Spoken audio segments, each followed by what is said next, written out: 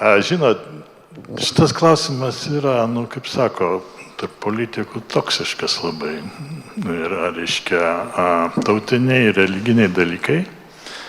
Tai yra kažkaip įsiūti žmogaus psichologiją labai keistų būdų ir jie kelia daugybę blogų dalykų. Neapykantas, priešpriešas, ten netgi ta pačia kalba kalbantis ir tą patį pranašą išpažinstantis, bet nesutarintis ten dėl kažkokio imamo vaidmens, reiškia, jie kalasi iki tiek, kad ten milijonus gali užmušti, reiškia. Ir mes matom tą čia daug metų. Šiekite, vis tik tai mes turėtume pažiūrėti į esmę ir pažiūrėti į žmonių teisės.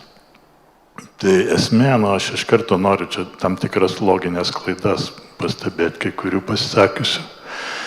Reiškia šnekoj, įsivaizduokim, kad 2 vaikiukai iš lietuvių mokyklos, kurių tėvai ir jie patys prisiskaitė ten kažkokio Seimo nario, neminėsim vardais, visi žinot, reiškia apie kopėtėlės ten visokias. Ir savo bendraamžį, bendraklasį žydų tautybės vaiką sumušė. Tai ką mes lietuvių mokyklas turim uždaryti? Ką mes lietuvių mokyklas tada turim uždaryti? Taip, sumušė, reiškia, žydą, tai reikėtų uždaryti tos lietuvius, tai šitaip. Arba paimti, kaip buvo savo metu Jungtinėse valstijose, Kanadoje, dėl ko jie ten dabar atsiprašinėja ir... Bet kolega, Palaukit, ne, aš pabaigsiu savo kalbą. Reiškia, kur dabar atsiprašinėja tų Native Americans, kaip jie vadina, indėnų pas mus vadinama, kurių vaikai buvo paimti ir atimti iš tėvų, sukišti į specialius internatus ir ten išmokyti anglų kalbos ir tiek žinių ir jokių tenais savo tautinių kalbų jie nebuvo leidžiami mokyti. Tai šitas pripažįstama kaip didžiulė klaida ir didžiulis dabar, reiškia, apverkimas vyksta ten Šiaurės Amerikai. Tai dabar pažiūrėkim vis tik tai dar vienas momentas, kas čia silpnas, kas čia stiprus. Tai mano galva, pažiūrėkite tos žemėlapius. Kas čia stiprus, o kas ten silpnas buvo. Tai jeigu nuvažiuosit į Latviją, ten pabendrausit su Latvijais, o man teko, tai pas jos yra tas kompleksas. Pas jos yra tas kompleksas, kad štai mes valstybės neturėjom, mes turėjom čia pasiduoti vokiečiam, nes kitaip galbūt nebūtumėm išlikę. Tai pas jos, reiškia, šitie istoriniai, kultūriniai dalykai, jos slegia iki šiol, jie prisileido ten kitataučių. Mūsų net komunistai buvo gudresni, reiškia, kad neprisileido čia migrantų, išdėstė tas gamyklas, reiškia, pakraščiuose Lietuvos, nepatraukliuose vietose ir čia realiai tai turėjom kariškių palikuonis, kiti senieji, tarkim, starovierai, sentikiai, tai ką. Jie lojalūs yra žiauriai mūsų valstybei, nes jie šimtmečiais yra lojalūs ir ką dabar jiems sakyt, žinot, jūs ten negalėsit savo kalbą mokytis. Ir Lenkai, kurie čia gyvena, ką manot, nesuprantat, kad jie yra šitos didžiosios valstybės čia įpėdiniai ir panašiai. Manau, kultūringi, kurie pakankamai apsiskaitę suprantant. Vienu žodžiu, pažiūrėkim taip. Mano galva, jeigu žmonės nori kažkokią kalbą mokytis, tai tegul mokosi. Tik jie turi žinoti taisyklės. Taisyklės pas mus tokios. Aukštojo mokslo nebus. Nei rusų kalbą neturim, nei lenkų. Lenkų ten tik lenkų. Turim rusų mokytojams, rusistus, lenkų, polonistus ten mokam, reiškia.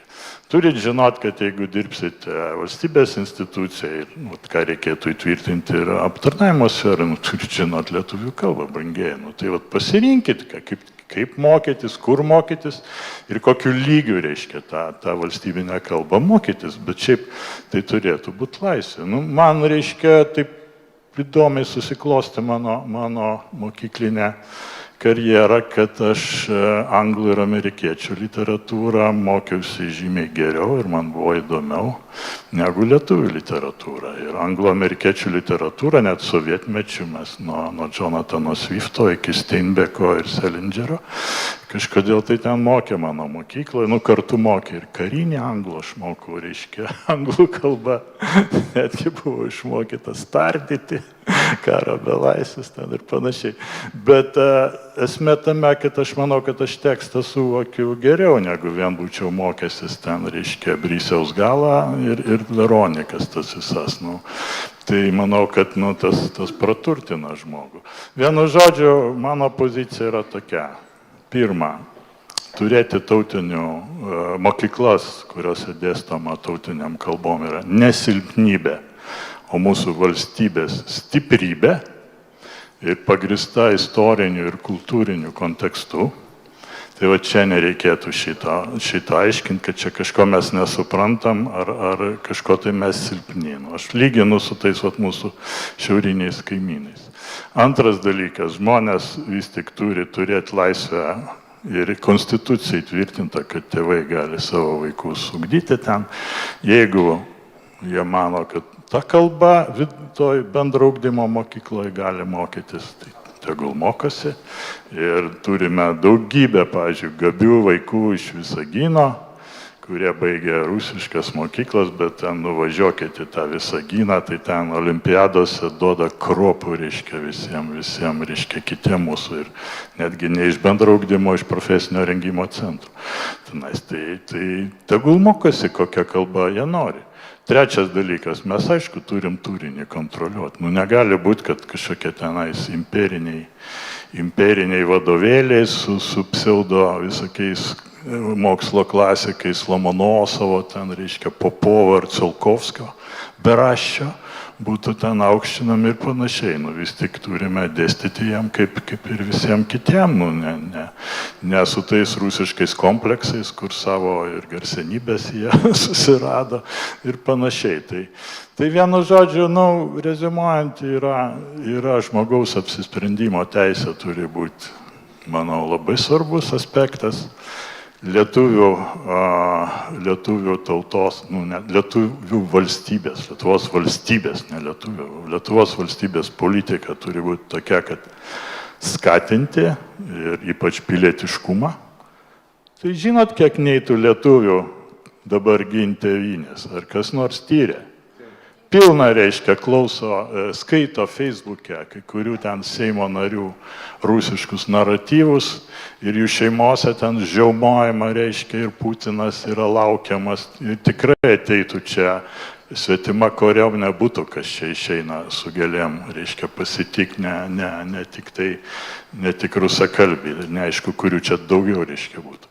Tai pilietiškumas yra pagrindas, turinys turi būti žiūrim, ko mokomės. Lietuvių programas kontroliuojamo, kai kurių tautinio, reiškia, bendrijų kalbom mokymo programas, aš manau, tikrai mes prastai kontroliuojam ir čia turėtų ir ministerija susidomėti, ką jam ten dėsto, iš kokių ten, ypač istorija, geografija, literatūra, kuri yra rusų literatūroje, labai daug imperializmo yra ir čia reikia tikrai analitikus pasitelkt, kuri yra, nemanau, kad Nabokovo šuns širdį nereikėtų dėstyti. Šitą tai reikėtų visiems dėstyti, bet reikia tenais karą ir taiką ir panašius, reiškia, tai čia yra didesnis klausimas. Pas jos yra tas kompleksas.